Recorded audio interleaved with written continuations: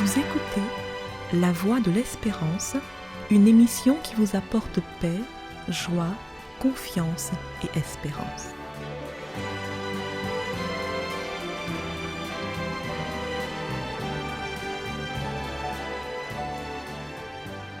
Bonjour la Guyane et bonjour à tous depuis la Guyane.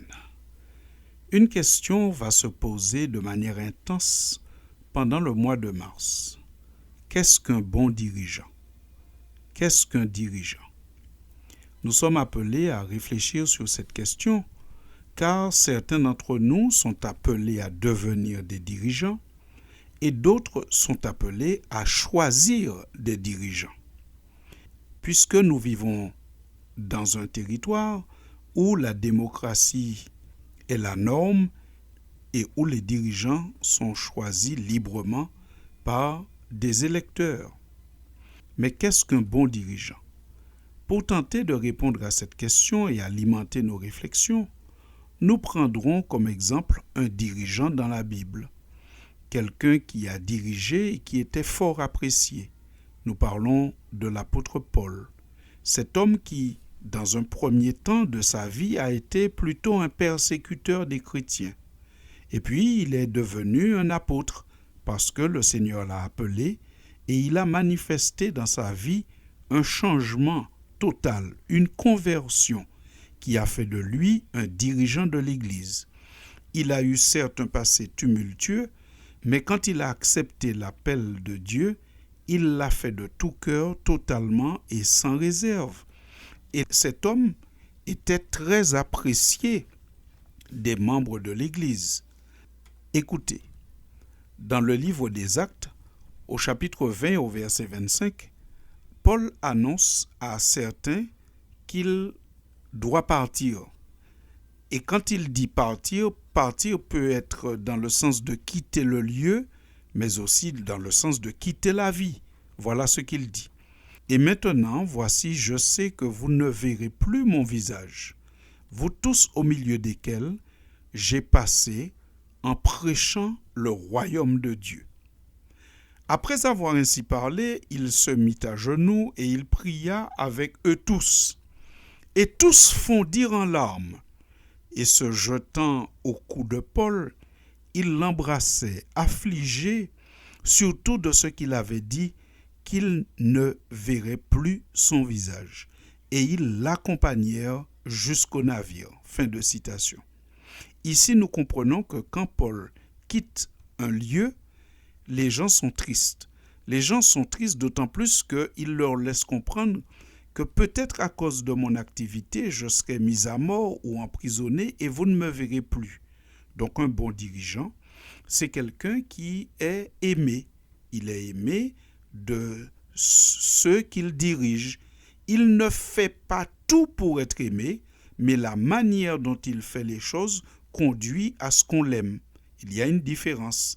Faire tout pour être aimé, c'est pouvoir transgresser les lois, devenir celui qui dit à chacun ce qu'il a envie d'entendre, et faire les choses de telle sorte qu'on soit aimé, c'est faire les choses avec justice, avec équité, et la majorité finit par reconnaître ce travail.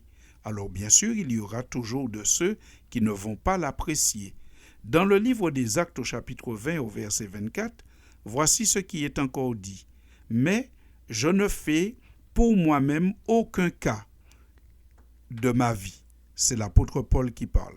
Comme si elle m'était précieuse, pourvu que j'accomplisse ma course avec joie et le ministère que j'ai reçu du Seigneur Jésus d'annoncer la bonne nouvelle de la grâce de Dieu. Fin de citation.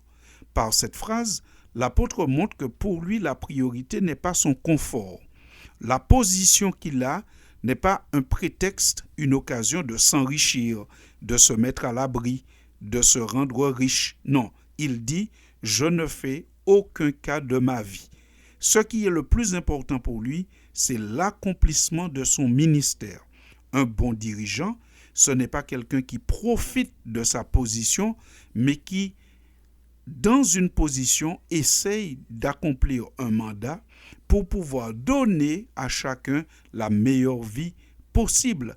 Et dans cette perspective, il n'est pas en train d'être partisan. Alors c'est vrai qu'on peut être choisi par une partie, mais après, quand on est au pouvoir, on est là pour s'occuper de tous.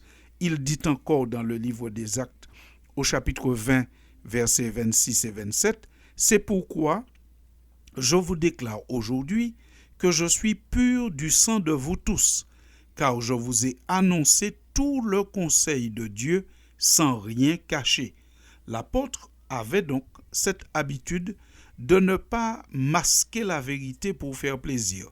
Il disait les choses et il peut dire « Je suis pur du sang de vous tous » dans le sens où je vous ai dit la vérité, je vous ai dit les choses. Maintenant, libre à vous de faire le choix de marcher ou pas selon le conseil du Seigneur. Mais je l'ai dit. Acte 20, verset 20, « Vous savez que je n'ai rien caché de ce qui vous était utile et que je n'ai pas craint de vous prêcher et de vous enseigner publiquement et dans les maisons. » Le bon dirigeant, c'est celui qui est attaché à la vérité, au véritable. Il dit ce qui est vrai. Il ne cherche pas d'abord son confort, mais il cherche à donner à chacun une parole de vérité, de justice, et il n'est pas dans le tout faire pour être aimé, mais il est dans le tout bien faire, et cela conduit à ce qu'il soit respecté. Notez encore que le bon dirigeant n'est pas sélectif. L'apôtre Paul dit dans Acte 20 au verset 21 qu'il a annoncé l'évangile aux Juifs et aux Grecs, la repentance envers Dieu et la foi en notre Seigneur Jésus-Christ à tous. Fin de citation. Chers auditeurs, nous comprenons par là que l'apôtre considérait tous les humains au même niveau et il annonçait la bonne nouvelle du salut aussi bien aux Juifs qu'aux Grecs, aussi bien à ceux qui avaient la même nationalité que lui ou pas. Un bon dirigeant est celui qui regarde tous les humains au même niveau. Peu importe leur nationalité, ce sont des êtres humains tous au même niveau, au même rang, qui méritent le même respect. Et enfin, dernière qualité du bon dirigeant, dans Acte 20 au verset 35, l'apôtre commence une phrase en disant « Je vous ai montré de toute manière que c'est en travaillant ainsi qu'il faut soutenir les faibles. » Fin de citation. Ici, on voit apparaître l'exemplarité. Il est exemplaire. Je vous ai montré.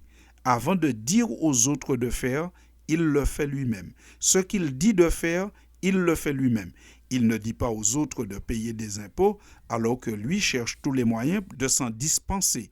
Il ne dit pas aux autres d'être corrects, moralement corrects, alors que lui, il s'accorde des largesses avec la moralité ou avec la droiture. Nous avons certainement retenu quelques qualités d'un bon dirigeant. Le bon dirigeant travaille dans l'exemplarité. Le bon dirigeant ne fait pas de son confort sa première préoccupation, mais sa première préoccupation, c'est l'accomplissement de la tâche qui lui a été accordée. Le bon dirigeant n'est pas partisan, il n'est pas raciste, il aime tous les humains de la même manière, peu importe leur origine ethnique. Donc, peut-être que certains d'entre nous qui écoutent cette chronique sont appelés à devenir bientôt des dirigeants, alors que Dieu aide les dirigeants et les futurs dirigeants à être un peu dans toutes ces qualités que nous venons de découvrir dans le livre des Actes au travers de la vie de l'apôtre Paul. Et peut-être que d'autres ne sont pas appelés à devenir des dirigeants, mais sont appelés tout simplement à choisir des dirigeants, alors que cela nous aide pour nos choix de considérer que la Bible nous enseigne que la manière d'être est un facteur important pour être un bon dirigeant, alors que très bientôt, toute la population va se livrer à cet exercice. Que Dieu nous aide à faire un bon choix dans la sagesse. Sur ce, je vous remercie pour votre attention et vous dis à tous à très bientôt pour une prochaine chronique. C'était La Voix de l'Espérance, une émission préparée par l'Église adventiste du 7e jour. Si vous désirez avoir une copie de la causerie d'aujourd'hui, demandez-la. Elle vous sera donnée gracieusement. Écrivez à La Voie de l'Espérance, boîte postale 169 97 324, Cayenne, CEDEX. Ou téléphonez au 0594 25 64 26. Merci chers auditeurs et à bientôt.